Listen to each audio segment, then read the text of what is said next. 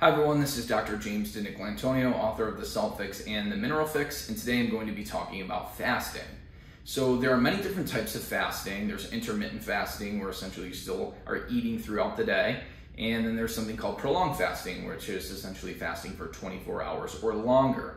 Now, most people really don't need to do prolonged fasting. If you're someone who lifts weights on a frequent basis, you're lean, you have a low body fat, then there's probably not a whole lot of benefit, and there's probably actually a lot of harm to doing frequent prolonged fasts. So that's not something that I actually recommend in someone who is lifting weights or someone who is very athletic and is lean. So where prolonged fasting may have benefits is in regards to fasting for 2 to 3 days prior to chemotherapy. There's been some studies showing improved benefits and reduced side effects from chemotherapy. And there's also, obviously, in people who are severely overweight, there have been studies showing benefits to fasting for 24 hours or longer, and certainly many case reports of that. But again, if you're someone who has a lot of muscle, is working out a lot, then prolonged fasting is definitely something that is not needed, and you need to actually fuel those workouts. So typically I may intermittent fast maybe 3 times a week on non-workout days, where maybe I'll skip 1 meal for the day and just eat 2 meals. And that's typically what I think is probably the best for the majority of people, because we want to be lifting weights to build muscle, increase bone mass, fight off sarcopenia. But in the same token, there are some people who don't or can't exercise and lift weights and have a significant amount of weight to lose and may actually benefit from prolonged fasts. Now, some people may do 2 to 5 day fasts in regards to just feeling better, improving their immune health.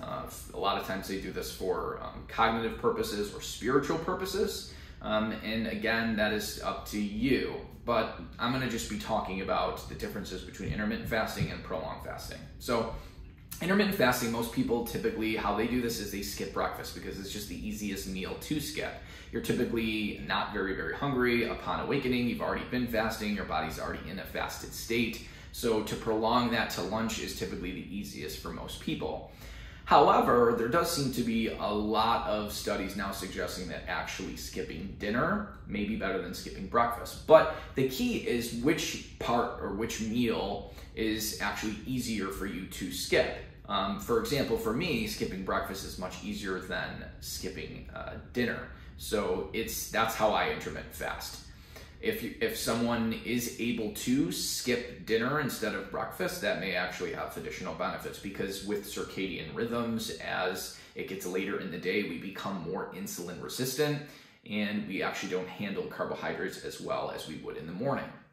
So actually skipping meals later in the day may have benefits. Now, some people actually will sleep better though if they have some carbohydrate later at night. So there's this balance again on, you don't want to mess up your sleep, but you also, if it's a problem for you in regards to 3 meals a day leading to weight gain, then you have to balance that risk versus benefit.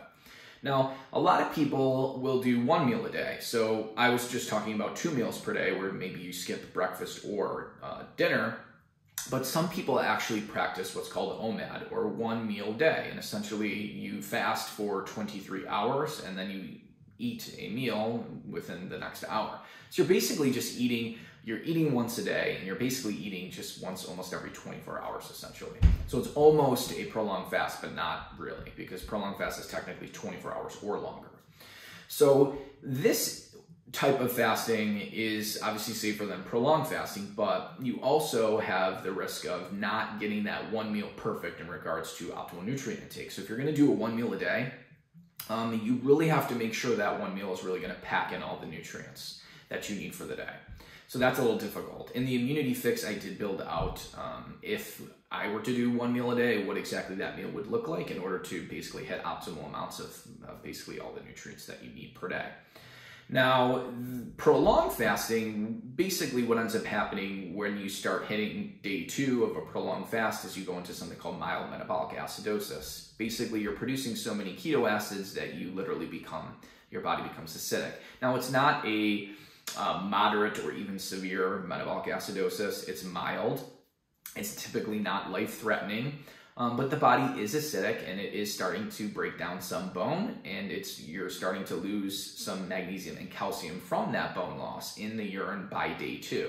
So pH typically is just above normal. Bicarb is definitely down, which is indicative of metabolic or mild metabolic acidosis. So really, again, it's from the high acid load from the keto acid. So one way to potentially offset that is bicarbonate mineral waters or supplements like sodium citrate, which brings alkalinity to the body. That will help reduce the mild acidosis and the bone breakdown that occurs starting from day 2 of a prolonged fast.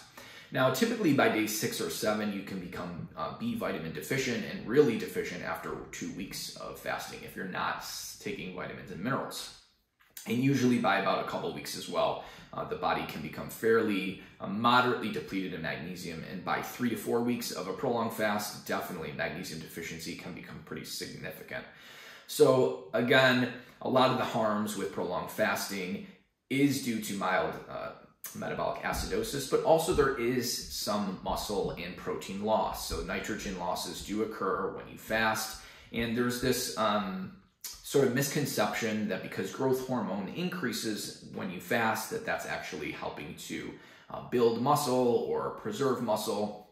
But growth hormone actually increases because you become growth hormone resistant when you fast. And that makes sense. When you become resistant to growth hormone, the level increases. Just like when you become resistant to insulin, insulin levels increase. So increasing growth hormone when fasting is a way to basically stop the body from growing, because why would the body want to grow when there's no calories coming in? So the body makes itself resistant to growth hormone to preserve muscle. So there is, though, some muscle breakdown. So typically when you start fasting for 2 days or more a week, that can definitely lead to muscle loss. So it's definitely not something that I recommend for most people. So I hope that gave you a little bit on the positives and negatives of intermittent and prolonged fasting, and I'll keep putting out great content for you guys. Thanks for tuning in.